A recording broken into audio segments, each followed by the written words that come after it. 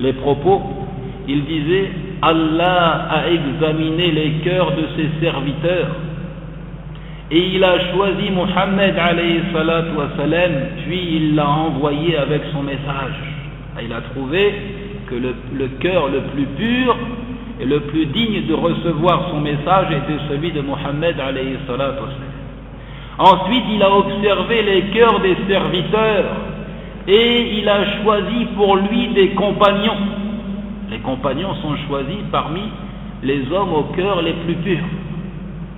Il en a fait les secoureurs de sa religion et ses ministres. Puis il ajoute, radiyallahu anhu, alors ce que les musulmans voient comme étant un bien, c'est certes un bien auprès d'Allah, et ce qu'ils voient comme étant un mal, c'est un mal auprès d'Allah.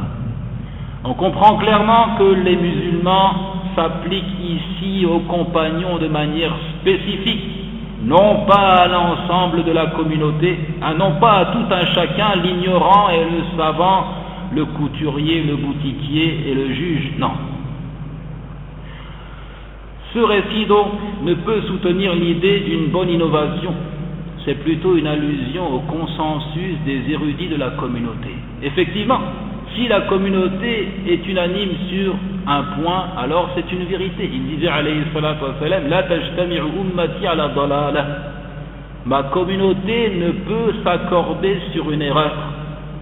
Ma communauté ne peut s'accorder sur une erreur.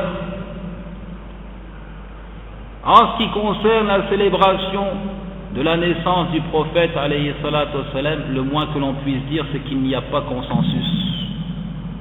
Il n'y a pas consensus. Toute innovation est donc un égarement, selon le consensus des compagnons. Là par contre il y a consensus. Toute innovation est un égarement, et tout égarement est destiné au feu de l'enfer, et toute innovation est interdite, et quiconque soutient le contraire, après avoir entendu cet exposé, est certainement de ceux dont le cœur penche pour la suivi des passions, de ceux des membres des 72 sectes menacés de l'entrée en enfer. إذا رأته من مكان بعيد سمعوا لها تغيظا وزفيرا. Lorsque de loin elle les voit, c'est-à-dire lorsque l'enfer les aperçoit, ils entendront sa fureur et ses pétillements. Kalla innaha lagha nazza'ata lish-shawa tad'u man adbara wa tawalla. Non, mais rien ne les sauvera. L'enfer est un brasier arrachant brutalement la peau des crânes. Il appellera celui qui tournait le dos et s'en allait. إذا ألقوا فيها سمعوا لها شهيقا وهي تفور تكاد تميز من الغيظ. Quand ils y seront jetés, ils lui entendront un gémissement tandis qu'il bouillonne, peu s'en faut que de rage il m'éclate. يوم نقول لجهنم هل امتلأت وتقول هل من مزيد. Le jour où nous dirons à l'enfer: es-tu rempli? Il dira: y en a-t-il encore? إنها ترمي بشرر كالقصر كأنه جمال صفر. Le feu jette des étincelles volumineuses comme des châteaux et qu'on prendrait pour des chameaux jaunes. Ensuite, sachez que une telle affirmation de dire que l'innovation peut être bonne a des implications graves. القول بأن البدعة منقسمة إلى بدعة سيئة وبدعة حسنة له لوازم باطلة وخطيرة وبطلان اللازم يدل على بطلان الملزوم. Des implications d'une gravité extrême. Celui qui prétend que l'innovation peut être bonne, en d'autres termes, il prétend que le messager alayhi salatu wassalam a failli à sa mission, qu'il a trahi sa communauté. En effet, cette mission ne consistait qu'à transmettre clairement le message dicté par Allah le Très-Haut, وَمَا عَلَى الرَّسُولِ إِلَّا الْبَلَاغُ الْمُبِينُ. Comme le dit Allah, il n'incombe au messager que de transmettre explicitement son message. فَإِن تَوَلَّوْا فَإِنَّمَا عَلَيْكَ الْبَلَاغُ الْمُبِينُ.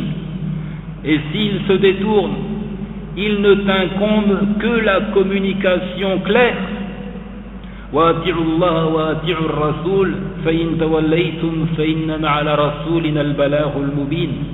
Obéissez à Allah et obéissez aux messagers. Et si vous vous détournez, il n'incombe à notre messager que de transmettre clairement le message.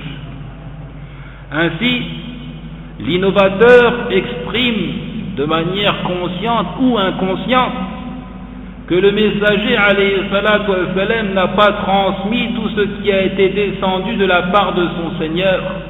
Il exprime de manière consciente ou inconsciente que le messager n'a pas transmis tout ce qui a été descendu de la part de son Seigneur.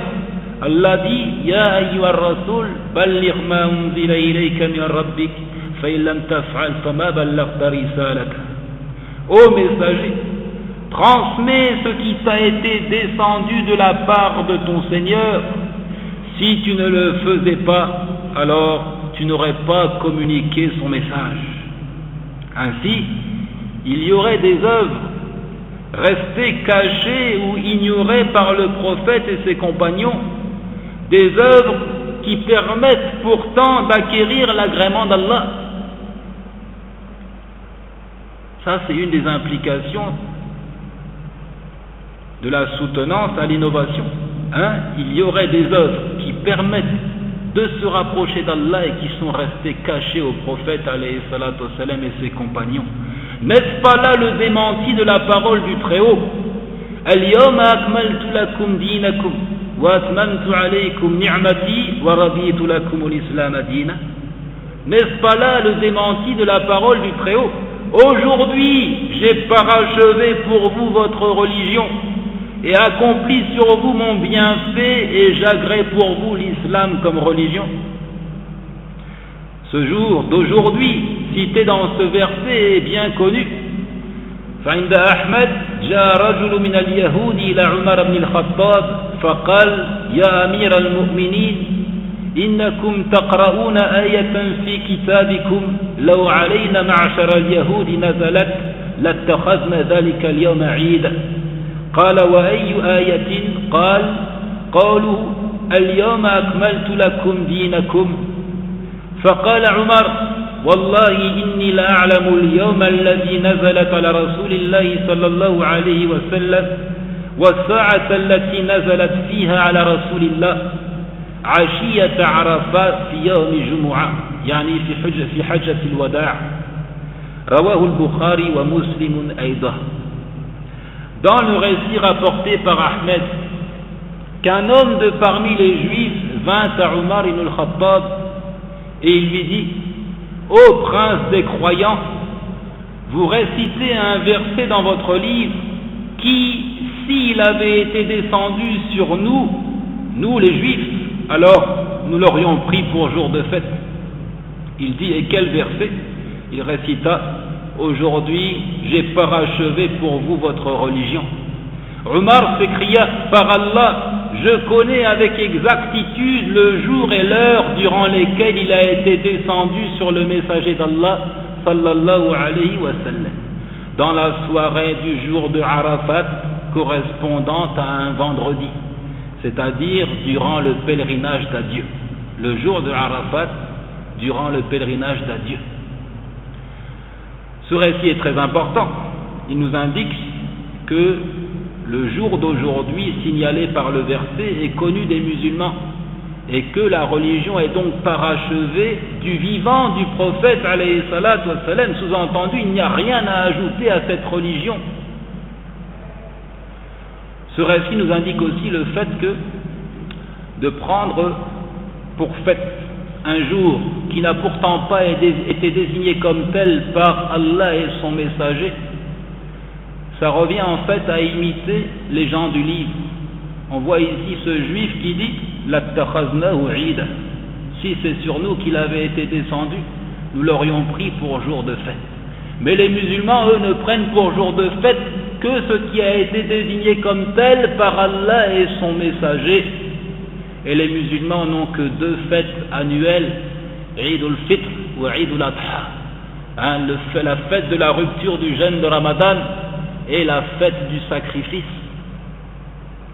Et dans le récit authentique, قال أبو ذر تركنا رسول الله صلى الله عليه وسلم وما طائر يقلب جناحيه في الهواء إلا وهو يذكرنا منه علما قال رسول الله صلى الله عليه وسلم ما بقي شيء يقرب من الجنة ويباعد من النار إلا بين لكم.